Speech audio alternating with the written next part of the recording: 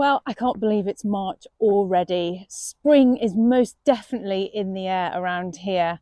Today, I'm going to take you through the garden and show you a few of the jobs that we're going to be getting on with this month. Come on.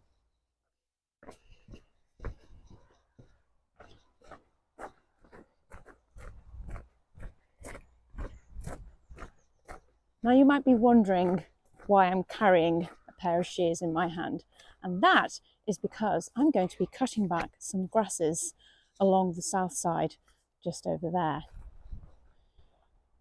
Not all grasses need cutting right back down to the ground. Things like Stipa gigantea, which I've got just at the end here, all I'm going to do there is cut back the stems that have finished flowering from the previous year.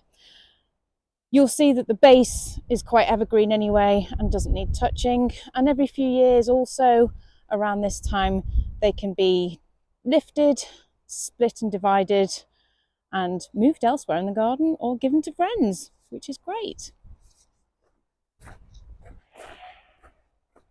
And here they are, a pair of Stipa giganteas. These were given to me, and well, they came in one pot actually. Took it out of the pot, sliced it in half and put them in here. They've been fantastic, and throughout the summer months with their lovely great big grassy plumes, it almost acts as a little bit of a foil onto this wall here. Now, when it comes to taking back a lot of them have snapped off actually, but when it comes to taking back these old stems, I must warn you that the green shoots that we won't be cutting back here are very, very sharp. So please make sure you wear gloves when you dive in and start taking out those old spent brown stems. Now I'm going to very quickly demonstrate what to do with the Stipa. Gloves on.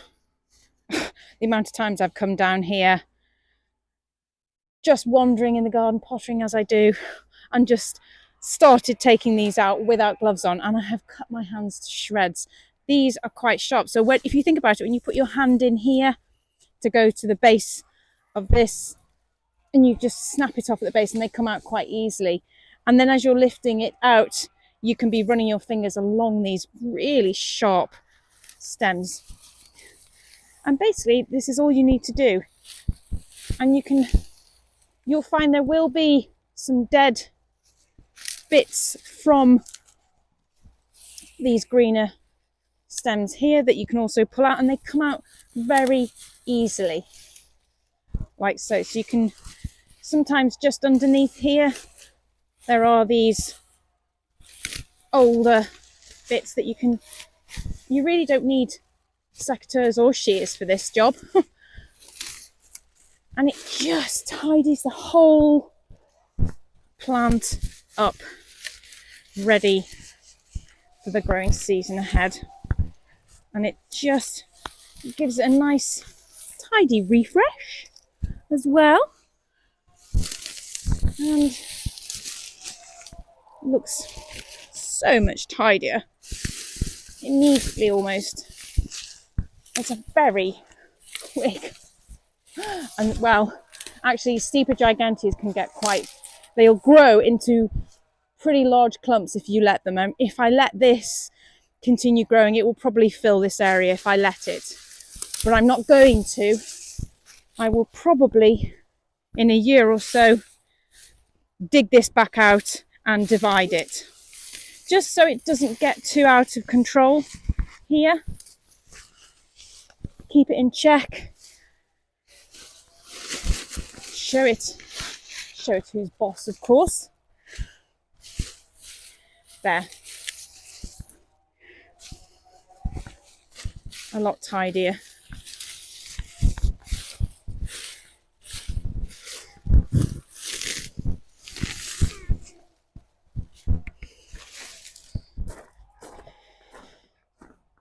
This is the area I was telling you about, where I've got a handful of other grasses and perennials in here as well, and that's another job I'll be doing. So this whole border along here is going to be getting cut back this month. But today I'm only going to show you the grass. So there's, right, this grass here is, I think it's a Molina variety. Well, you can see it's coming off quite easily in my hand anyway. And I could probably go straight to the root and snap it at the root, but there are some slightly thicker stems that need the shears taking to them, like this. Now it really is as straightforward and as simple as this. Shears, you could use secateurs if you wish, but shears are equally as good for this as well. Make sure they're nice and sharp too. And all I'm going to do is literally go to the base and snip away, like so. And it's really satisfying. Oh.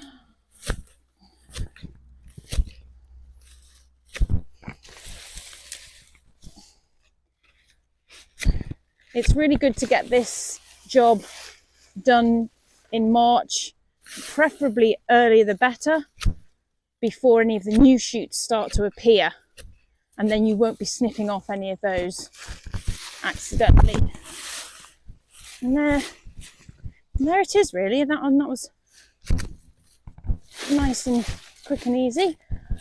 I'll do a lot of leaf clearing around here as well and make everything look a lot tidier. All of this will go on the compost, and there it is. And probably by the end of March we'll start to see lots of new shoots appearing here. Now we have a lot of herbaceous perennials throughout this garden, and a lot of them will be needing to be cut back now, especially along this whole bed here. One thing in particular I'm going to quickly show you, which is what we call herbaceous perennial, meaning it dies back to the ground and then reappears throughout the summer months. One being this, and this is a sedum. We have lots of different varieties of sedum throughout the garden. This one here is beautiful. It's nice and dark, and I love it. Absolutely love it. And this needs cutting right back to the ground. But if we have a look closer, you'll see that there are some shoots starting to come up now, which I have to be very, very careful not to upset them or nudge them, because those shoots are going to be this year's flowers. This sedum is called Carfulkenstein. I can't even pronounce it. And if we go underneath these leaves, you'll see these very delicate shoots appearing here. And I've got to be very careful not to knock these off when I'm cutting back these old stems. Well, I've got another couple of the sedums around here in a nice clump. So what I've just shown you, the same principle will apply to everything else I've got in this border. And then I'll sweep it all away, clear the leaves, and it'll be much, much tidier. But there's just another couple of things I want to show you elsewhere in the garden that'll be getting the snip treatment this month. Now in this border, I've got a couple of buddleias, and here they are, commonly known as the butterfly bush. So there's that one, and there's this one here. Now is the perfect time to be cutting them right back. That will encourage much more flower production. And here, and it's very, very straightforward, if you find some of the stems are a bit too thick for snips, then do get some loppers, but these aren't too bad here. Here's a closer look at the base of this from all the previous year's growth, and I'm not going to take it right to the base down here. I'm just going to come up a little bit, and you can see where these stems have been from before now. And I'm just going to take them back, literally just take last year's back, like so.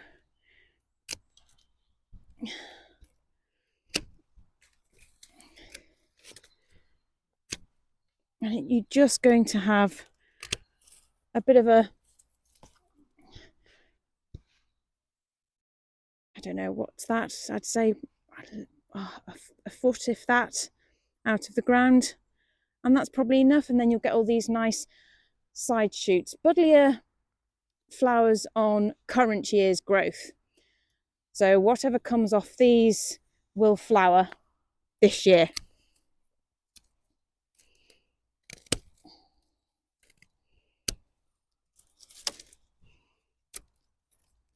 And don't, and another thing as well, do not worry about these leaves on here.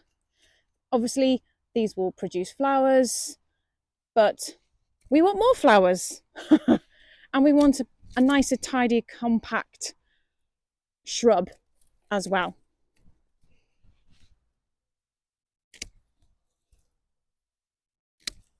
And it's a quick and easy job. I mean, some buddleias, if you leave them unchecked, unpruned, you're going to have a much bigger job now when it comes to taking them back. If it's sort of an overgrown one, if you've inherited it and it's not had any pruning done to it, then this job might just take you a little bit longer to do.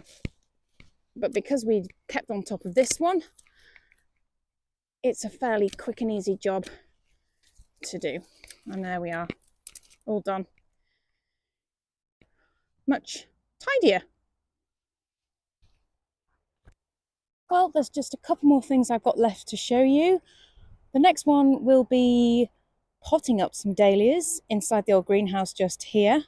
And the next one will be cutting back the beautiful red stems of our cornus, which are just through the doorway there. I do love this space. It's so useful on so many levels. We have this room kitted out as well when we open our garden. So essentially this room becomes a tea room. So when we open our garden in the next couple of months, we're going to have pots and pots of dahlias coming on in here that we're going to have to take out and move somewhere else temporarily. But I'm not going to think too hard about that right now. The main thing is, let me show you how to pot up a dahlia tuber. I've already started to pot up some of my dahlia tubers, and here are some waiting to be potted up. Biggest tip I can offer you straight away, as soon as you receive your dahlia tubers, obviously these are still in their packaging, make sure you have a sufficient pot ready and you have your label written out ready as well.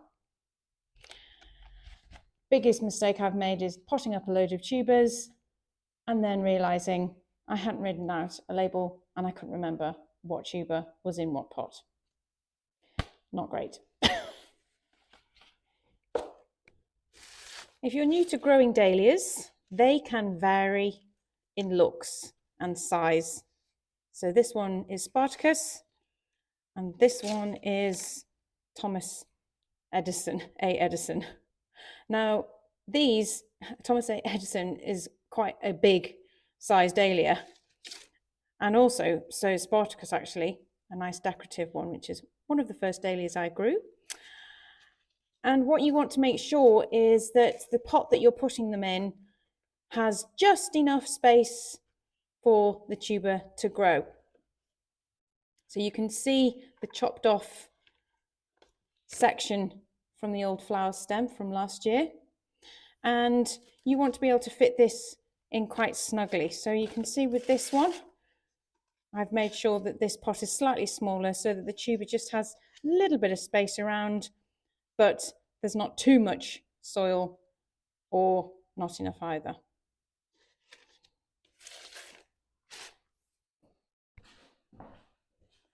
When it comes to potting up your tuber, So we'll go for this Thomas Edison. Do be quite careful with the tubers as well, because what you don't want to do is to be snapping off any of these bulbous parts here, because these are potentially your flowers for the coming season. So I'm going to carefully put that down with the label. And what I'm going to do is just put enough soil in the base. And then when you look at the tuber, you'll see quite an obvious area where the last year's stem was taken away, which indicates the position you can put it in. And then pop it in the pot, maybe a little bit more in there. So pop it in the pot so it's nice and snug. And then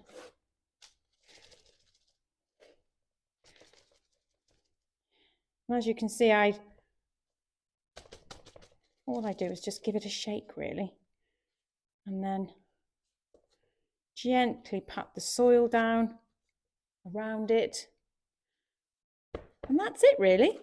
You need to pop your label in. The next tip I want to share with you, as soon as the lovely green shoots start to appear from your dahlia, the slugs can smell them a mile off, and it's delicious to them, and they will all come running, even in a space like this, because this is where I'm going to be leaving them. They will find a way in, I promise you. Now, what I tend to use is something called slug gone, and these are just wool pellets, and all you need is a small handful and just sprinkle them around the top. And what happens is when you add water to these wool pellets, they suddenly expand and they create a bit of a barrier for the slugs. The slugs don't particularly, there's something in the wool pellets that the slugs don't like to walk over as well. And it's just a good preventative if you don't like to use slug pellets or anything like that. And it just gives your dahlias a nice head start.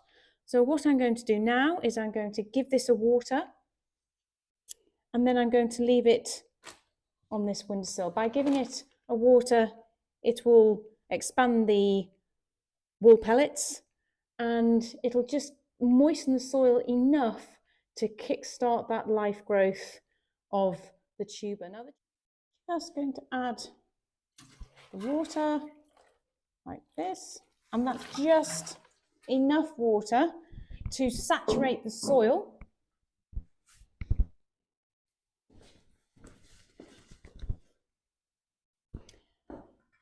And kickstart everything into life. It's really exciting. I just love this. Now, I won't be giving this another drink until I start to see shoots appear, which can take anything up to sort of 2 to 3 weeks. So do not panic if nothing happens in a week or two. And I'm just going to leave it. The place to leave your pot now with your tuber in is a nice light place. It doesn't have to be directly on a windowsill. I'll be having tables and tables of them in here as well, further in the room. A greenhouse, as long as it is dry, frost-free. Preferably, you do not want it to be damp at all, so a little bit of airflow sometimes. So I might open a few windows in here on a nice sunny day. And just start to get excited about this. I just want to show you the pots that I did yesterday, and you can see the wool pellets have expanded quite a lot, which I've had great success with, and I hope you will too if you give them a try. Right, looks like that sun might have come out and we can go outside and do my final job that I'd like to share with you that needs to be done this month. Well, I've exchanged my shears for some loppers, and that will be used to cut back my cornus or dogwoods that have those beautiful red stems. Now they come in different coloured stems, yellow stems, orange stems, depending on which variety you have. The ones I've got planted just on the other side are approximately 3 to 5 years old. And what I do is I cut them back to about 3 foot off the ground, and now is the perfect time before they start to throw out their new leaves for this coming year. And by cutting them back to this sort of level encourages them, a bit like the buddleia, to throw out those beautiful side shoots, and then they'll produce leaves. And then once they drop their leaves later on, you've got these amazing stems, which is what we love to look at during those winter months. Well, let's go and get chopping. And here they are. Aren't they stunning? I've planted 5 of them in this area, and it's quite magical because on that morning sunrise across the hills there, the light that comes through these in the winter months is quite spectacular. Right, here is what I'm going to do. In fact, I can use secateurs. The stems aren't too thick on these. Right. So I'm just going to be taking them down to this level. So, and then what will happen is I will get lots of side shoots coming from these, and then ready for another amazing display this coming winter.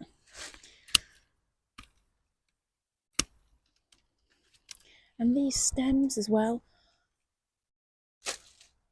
make great, interesting extras to pop in a vase in the house as well, which looks equally as beautiful. And that's a very quick and easy job, as you can see.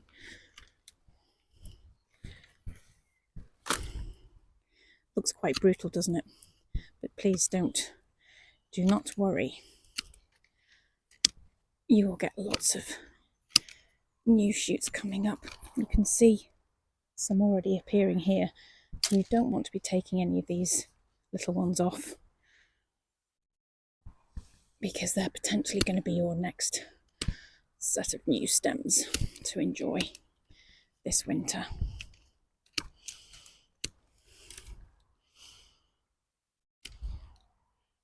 There we go. And there's your nice shape, some nice stems to take indoors. Excellent.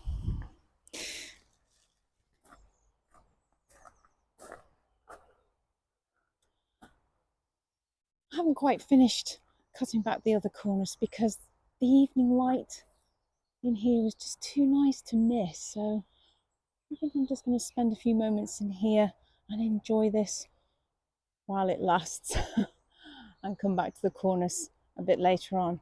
Anyway, I hope what I've shown you today has been really helpful. There's going to be so many more things I'll be showing you on what we'll be doing here throughout this month. So I'll hopefully see you next week. In the meantime, take care and thank you so much for watching. Bye.